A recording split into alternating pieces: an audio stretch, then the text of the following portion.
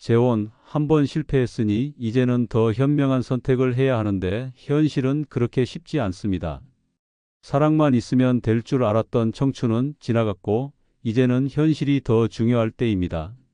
하지만 막상 재혼을 결심하고 나면 예상치 못한 폭병이 도사리고 있습니다.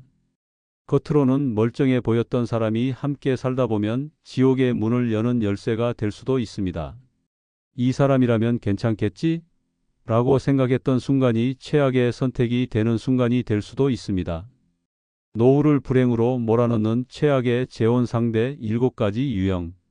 미리 알고 조심하지 않으면 당신의 남은 인생이 후회로 가득 찰지도 모릅니다. 좋아요, 구독 부탁드립니다. 최악의 재혼 상대 첫 번째는 경제적으로 무책임한 사람입니다. 재혼을 결심하는 이유는 사랑도 있지만 안정된 노후를 함께 보내고 싶은 마음도 큽니다. 하지만 상대가 돈에 대한 개념이 없다면 평생을 고생만 하다가 결국 후회하게 될 가능성이 높습니다. 재혼을 한다고 해서 자동으로 경제적으로 안정되는 것이 아닙니다. 오히려 상대의 경제적 습관이 나쁘다면 한순간에 바닥을 치는 인생을 살 수도 있습니다. 특히 빚을 숨기는 사람은 반드시 피해야 합니다. 결혼 전에는 멀쩡해 보이던 사람이 결혼하고 나서야 그에게 채무를 고백하는 경우가 많습니다. 미안해, 사실 빚이 좀 있어라며 가볍게 말하지만 막상 확인해보면 카드빚, 사채, 보증까지 서서 눈덩이처럼 불어난 경우가 허다합니다. 이때부터 상대의 빚을 갚느라 내 노후 자금은 사라지고 결국은 노년의 빚더미에 앉아 비참한 인생을 살게 됩니다. 더 심각한 경우는 돈을 펑펑 쓰면서도 죄책감이 없는 사람입니다. 자신이 번 돈도 아니면서 명품을 사들이고 여행을 다니고 비싼 음식만 찾아다니는 사람이 있습니다.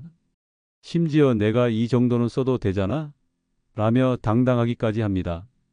이런 유형과 결혼하면 어떻게 될까요?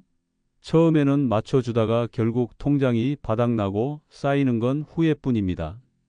평생 전략하며 모아온 돈이 상대의 사치로 인해 사라지는 것입니다. 재혼 상대를 선택할 때는 반드시 경제 개념이 있는 사람인지 확인해야 합니다. 상대가 현재 돈을 어떻게 쓰는지, 노후 준비는 되어 있는지, 씀씀이가 합리적인지를 살펴보아야 합니다. 특히 돈은 어떻게든 되겠지라며 무책임한 말을 하는 사람은 위험합니다. 세상에 그냥 되는 일은 없습니다.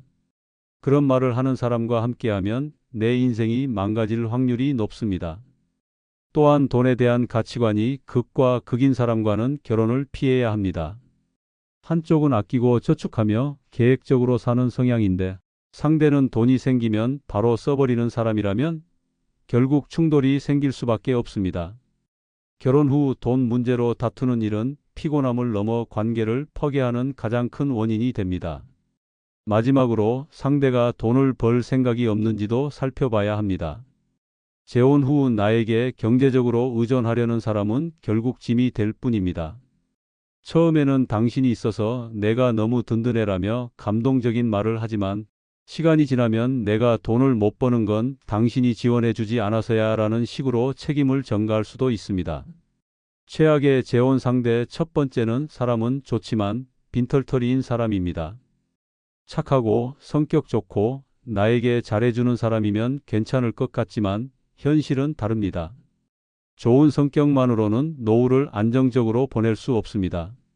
돈이 없는 사람과 재혼하면 결국 평생을 고생만 하다가 후회 속에서 살아가게 될 가능성이 큽니다. 처음에는 상대가 따뜻하고 자상한 모습에 끌릴 수 있습니다. 돈이 중요한가? 성격이 좋고 나를 사랑해 주는 게 더 중요하지라고 생각할 수도 있습니다. 하지만 시간이 지나면서 경제적인 현실이 무서운 속도로 다가옵니다. 상대가 벌이가 없거나 재산이 거의 없다면 결국 생활비는 온전히 나의 몫이 됩니다. 상대는 내가 돈은 없어도 마음은 부자야 라며 스스로를 합리화하지만 정작 현실에서는 생활비가 바닥나고 병원비 하나 감당하기 어려운 상황이 펼쳐질 것입니다. 더 심각한 경우는 노후 준비조차 전혀 되어 있지 않은 사람입니다. 젊었을 때 돈을 제대로 모아놓지도 않았고 앞으로도 돈을 벌 능력이 없는 사람이 있다면 결국 그 모든 부담이 나에게 돌아오게 됩니다. 상대가 당신이 있어서 너무 든든해라고 말하는 순간 나는 이미 경제적 짐을 떠안게 된 것입니다. 이런 사람들은 대개 처음에는 미안해하는 척하다가 나중에는 당연하게 여깁니다. 처음에는 내가 더 노력해 볼게라고 말하지만 시간이 지나면 당신이 돈이 있으니까 좀 더 도와줄 수 있는 거 아니야? 라고 요구하기 시작합니다. 결국 나는 경제적 부담뿐만 아니라 정신적인 피로까지 겹쳐서 힘든 나날을 보내게 됩니다. 또한 상대가 돈이 없을 뿐만 아니라 경제관념마저 없다면 그야말로 최악의 상황이 펼쳐질 수 있습니다. 돈을 벌 능력도 없는데 씀씀이는 크고 이 정도는 써도 괜찮아라며 마치 돈이 하늘에서 떨어지는 것처럼 행동한다면 결국 내 노후 자금은 빠른 속도로 사라지고 남는 건 빈 지갑과 후회뿐입니다. 노후는 이제부터 시작하는 인생의 마지막 황금기입니다.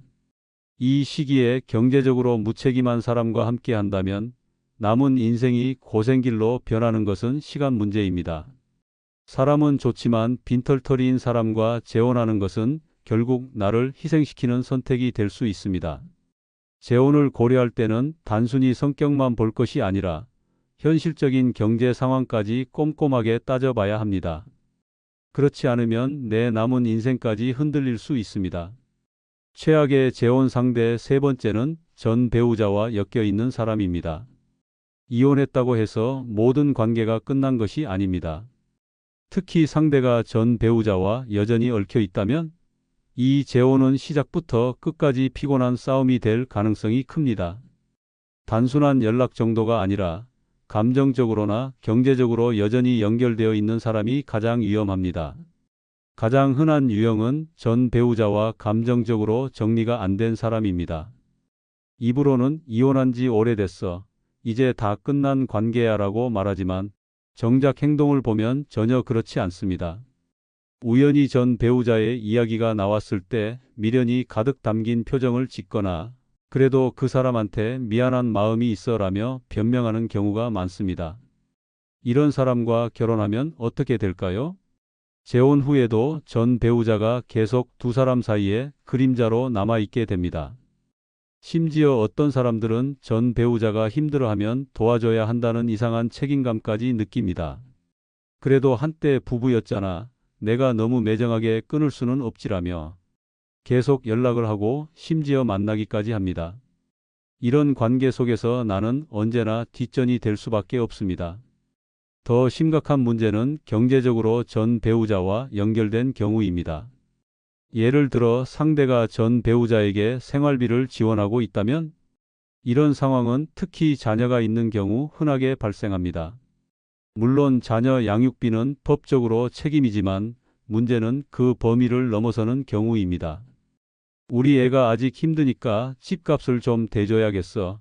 전 배우자가 경제적으로 어려우니 도와줘야 해라며 이유를 붙여 돈을 주는 경우가 많습니다. 이런 상황이 계속되면 결국 내 노후 자금까지 위협받게 됩니다. 더욱 황당한 경우는 전 배우자가 재혼한 사람을 이용하려 드는 경우입니다. 전 배우자가 재혼 상대를 두고도 여전히 돈을 요구하거나 각종 도움을 요청하는 경우가 있습니다. 하지만 정말 문제는 상대가 그런 요구를 거절하지 못하는 경우입니다. 어쩔 수 없어. 그 사람이 너무 힘들다잖아라며 계속 도와주다가 결국 내 돈과 감정만 소모되는 것입니다. 뿐만 아니라 전 배우자가 현재의 관계를 방해하는 경우도 많습니다. 전 배우자가 상대를 향해 여전히 집착하고 있거나 심지어 재결합을 시도하려는 경우도 있습니다.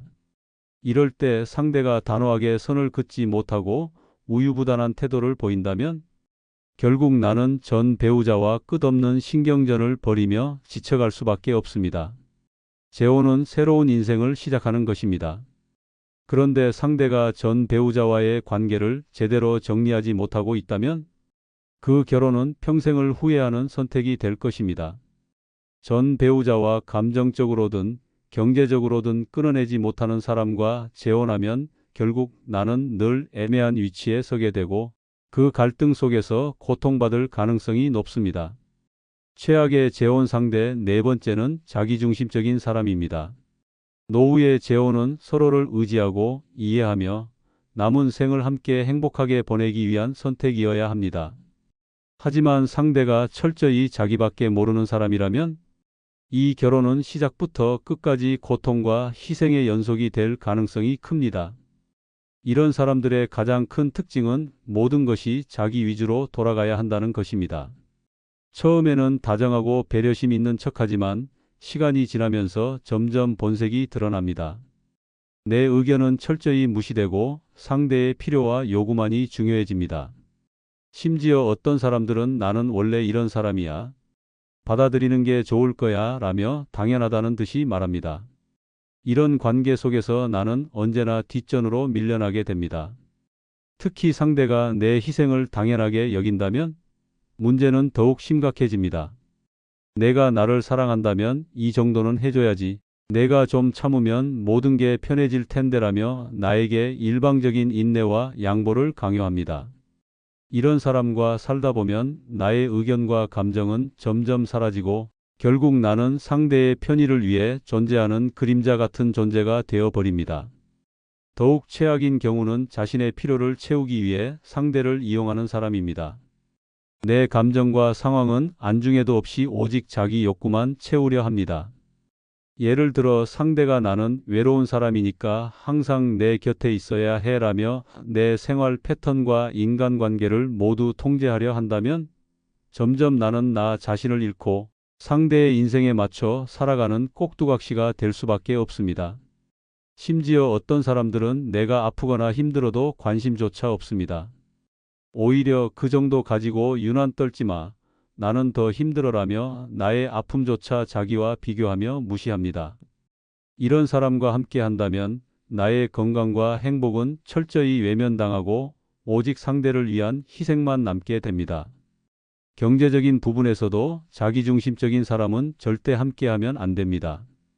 재혼 후에도 모든 돈을 자기 마음대로 쓰려 하거나 나의 경제적 상황은 고려하지 않고 본인만을 위한 소비를 한다면 결국 노후의 안정은커녕 재혼이 빚더미로 가는 지름길이 될 것입니다. 내가 힘들어도 상대는 절대 도와주지 않으며 오히려 내가 나를 위해 돈을 쓰는 건 당연한 거 아니야? 라며 뻔뻔하게 나올 수도 있습니다. 더 심각한 문제는 상대가 갈등이 생겨도 절대 자신의 잘못을 인정하지 않는다는 점입니다. 모든 문제를 나에게 떠넘기며 내가 오해한 거야. 내가 더 잘 맞춰야 하는 거 아니야? 라며 책임을 회피합니다. 결국 나는 사과 한마디 듣지 못한 채 항상 참고 양보해야 하는 사람이 될 수밖에 없습니다. 최악의 재혼 상대 다섯 번째는 폭력적이거나 감정적으로 공격적인 사람입니다. 재혼을 결심하는 이유는 남은 인생을 평온하고 행복하게 보내기 위해서입니다. 하지만 상대가 신체적이든 감정적이든 폭력적인 성향을 가진 사람이라면 그 결혼은 노후를 지옥으로 만드는 끔찍한 선택이 될 수 있습니다.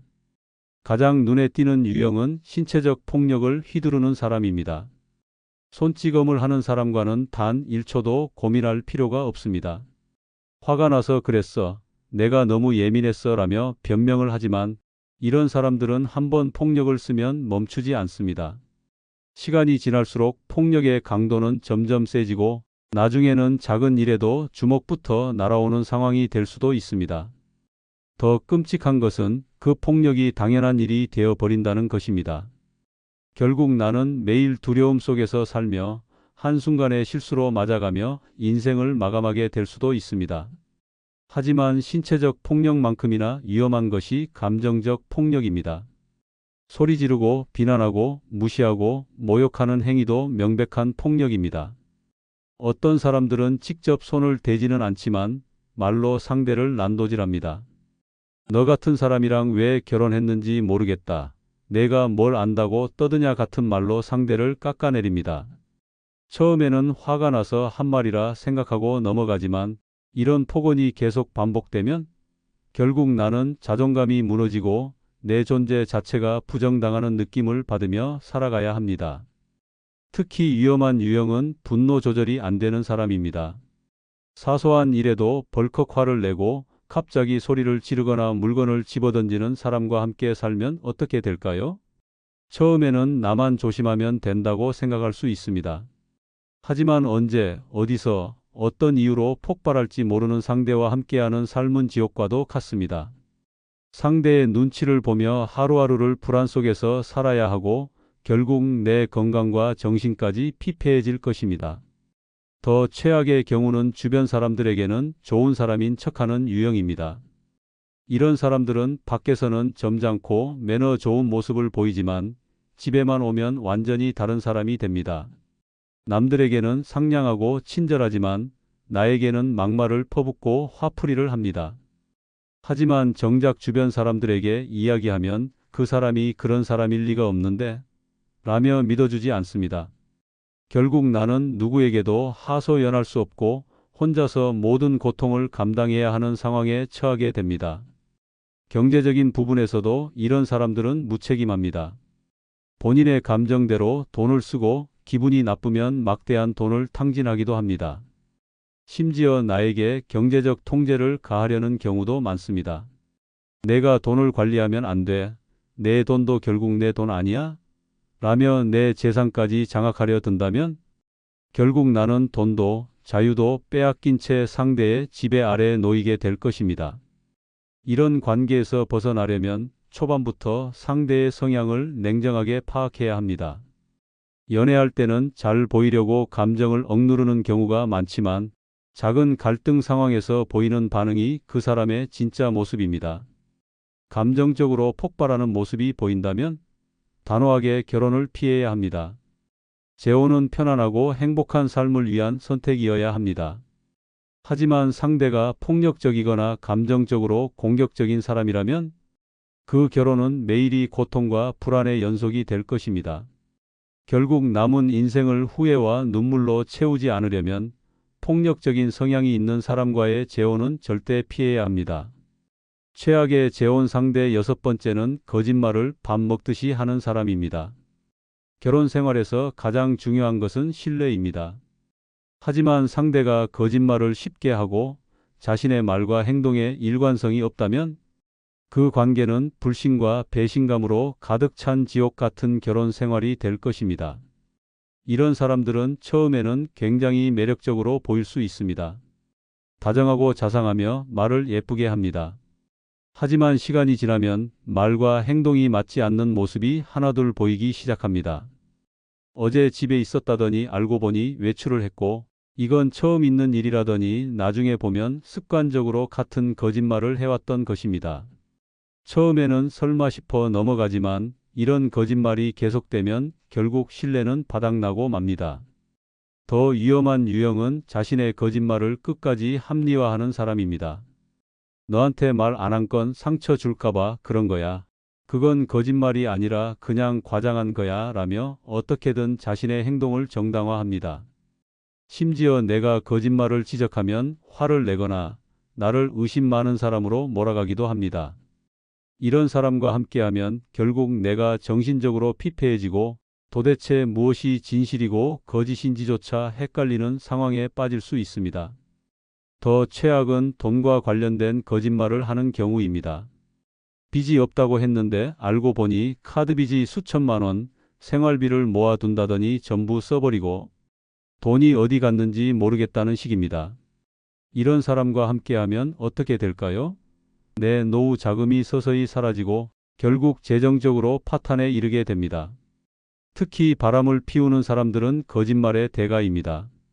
이들은 들키지 않기 위해 온갖 거짓말을 만들어냅니다. 회사 일이 늦게 끝났어. 핸드폰 배터리가 나가서 연락 못했어. 그냥 친한 친구야 라며 거짓말을 반복합니다.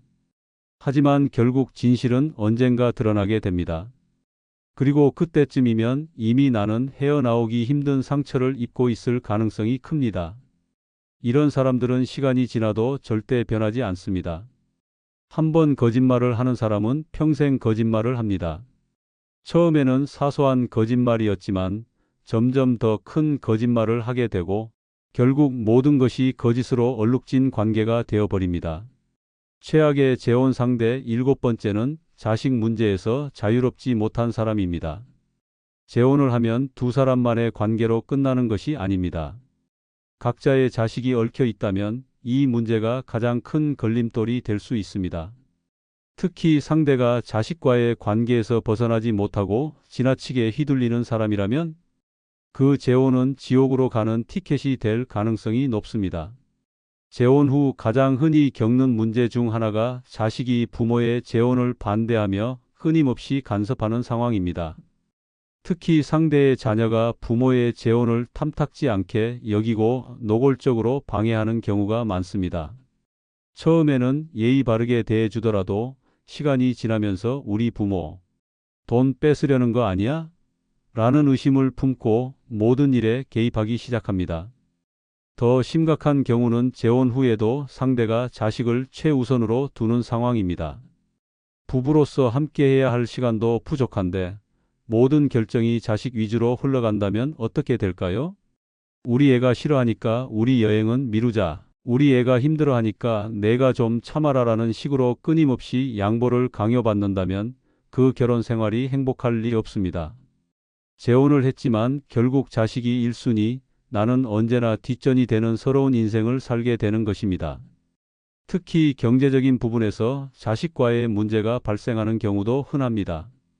상대가 자식에게 지나치게 금전적인 지원을 아끼지 않는다면 그 부담이 나에게까지 전가될 수 있습니다. 우리 애가 힘드니까 돈 좀 보태 줘. 우리 애 결혼할 때 도와줘야 하지 않겠어? 라며 당연한 듯 요구하는 경우가 많습니다.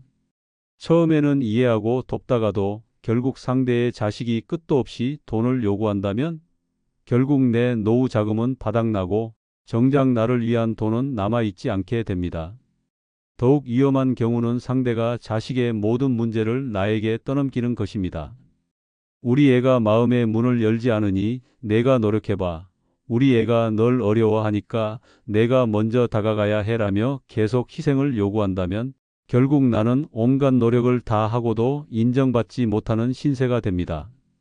아무리 노력해도 상대 자식이 나를 받아들이지 않는다면 이 관계는 끝없는 갈등만 낳을 뿐입니다. 재혼은 새로운 출발이 되어야 합니다. 그러나 상대가 자식에게서 벗어나지 못하고 자식 문제를 끊임없이 끌고 온다면 그 결혼은 평생을 후회하는 선택이 될 가능성이 큽니다. 특히 자식이 부모의 재혼을 반대하는데도 상대가 단호하게 정리하지 못한다면 앞으로도 내내 그 갈등 속에서 살아가야 할 것입니다. 노후의 결혼은 젊을 때와 다릅니다. 평생을 함께할 단 한 사람을 선택하는 것이고 그 과정에서 자식이 아닌 부부가 중심이 되어야 합니다. 하지만 상대가 여전히 자식 중심으로 살아가고 있다면 그 사람과의 재혼은 다시 한번 불행의 늪으로 빠지는 길이 될 수 있습니다. 재혼을 고민할 때는 상대가 자식과의 관계를 제대로 정리할 수 있는 사람인지 반드시 확인해야 합니다. 그렇지 않다면 내 인생까지 흔들리게 될 수 있습니다. 한 번 더 좋아요, 구독 부탁드립니다. 감사합니다.